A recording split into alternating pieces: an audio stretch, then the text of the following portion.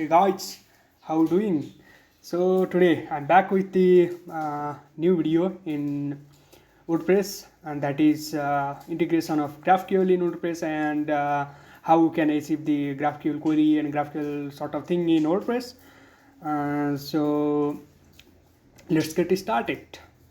So in the screen you can see, let me little bit magnify it so that it will be easier for you to read. Okay, I think it will be visible to you as well.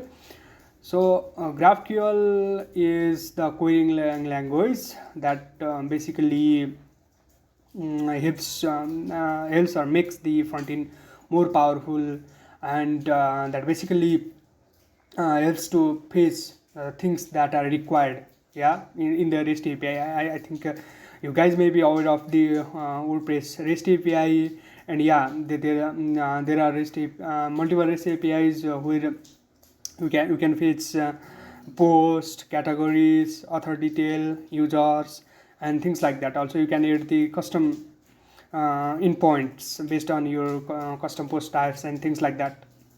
But what if you can achieve the same thing? What if you can you want to get all those results with the help of single query? So here it goes. You have to use a GraphQL for that. So in order to use GraphQL, you can write your own plugin, your own resolvers, but there is one powerful open source plugin already that has been used extensively. So I'll be using that, and that will be easier to go on with. Okay, so the name of the plugin is WPGraphQL, and it said it is free and open source, that provides extensible GraphQL schema and editors. It has built-in editor, and also the API, the alternatives of the REST API that exist in the WordPress. Also, you can add on the things you like. Okay, so you have to download and install it, and after you download and install, there will be something like this will be seen on your screen. That is basically the GraphQL ID, and there is a setting, and that is basically for the endpoints that you want to access. If we can achieve, we can call the GraphQL from the other GraphQL client as well, something like Insomnia or the GraphQL itself, or if you have to integrate the WordPress APIs, consume WordPress APIs with the help of GraphQL client in the front end, like Gatsby, React, or Vue, and we have to add a setting here. There is a setting for the GraphQL endpoint, what endpoint it will be, and then how many batch query does it support, and you can also restrict endpoints for authenticated user. Is the by default the APIs will be exposed to the all, so you can restrict that as well, and diff for the queries and something like that, and showing or not showing the GraphQL ID in the admin bar, and that is this, and yeah. So these are the few settings. So let's jump over this ID and page query. For the listing post, we have this post method, post query. With the help of that, we can list the post, something like that post, and there is nodes. Nodes are for the multiple items, and there is no, I think that there will be node here, that is for single node or single item, that it is the author of the post is single, but the post can have a multiple categories, so there is nodes. And also there is the concept of edges, that edges means you can find all the documentation here in the plugin. So there are all the documentation for using GraphQL, how can we use, what are the terms, nodes, and edges are for, and things like that. But here I am fetching the post title, content, date, slug, and the categories on that, and also author. Let me hit the query. So this is the result that I have got, and this is the content. I have scripted I've written a one script to copy all the posts from this WordPress Kathmandu 2022. So this was that, and then what you have recently seen is we have faced the categories and author at the same time. In an ideal case, we are not able to do that with in Brest, because because we have to make the it renders the post the WP slash b2 slash WP JSON slash post returns the things content the ID category IDs and author IDs, but not the author, the actual author. So we can this is because of the resolver or the queries and joins that were written in the GraphQL. This plugin we have achieved this, but that is not possible in the in case of this REST API, right? So this was the query that we can use to list phase the post, and and if you want to use limit, offset, per page or limit, something like that, then there is you can pass the first here that may be mentioned here. Single post, for single post you have to pass ID type, and post by URI, post by slog, and things like that. I think there is you have to pass first and last and something like that for limit, offset, and kind of things. Let me show you. Okay, you can pass the condition as well.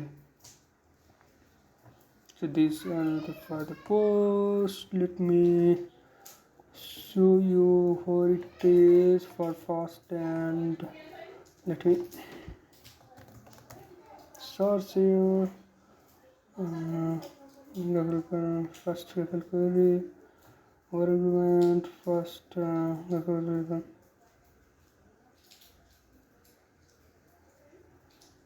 okay, I think the query.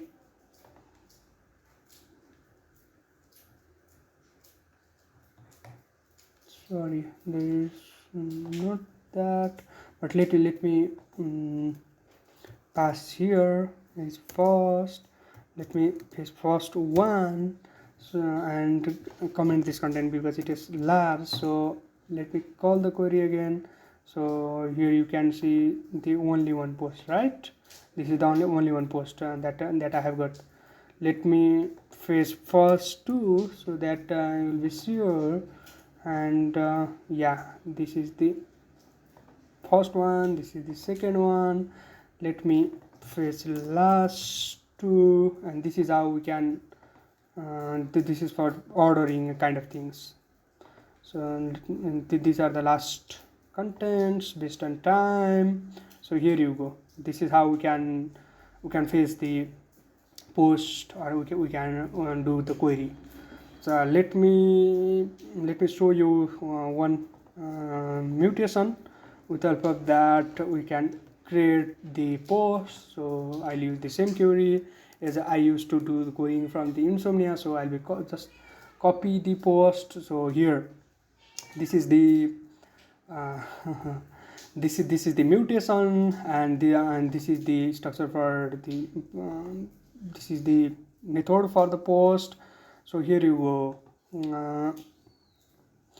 Here is okay, let me show you create post and pages, and list GraphQL, filtering GraphQL, where it is. So here is mutation. So this is for create post, and let me trigger it. Okay, title GraphQL. Let me add title new test post title, and then add test content from GraphQL and put the status draft. This is enum.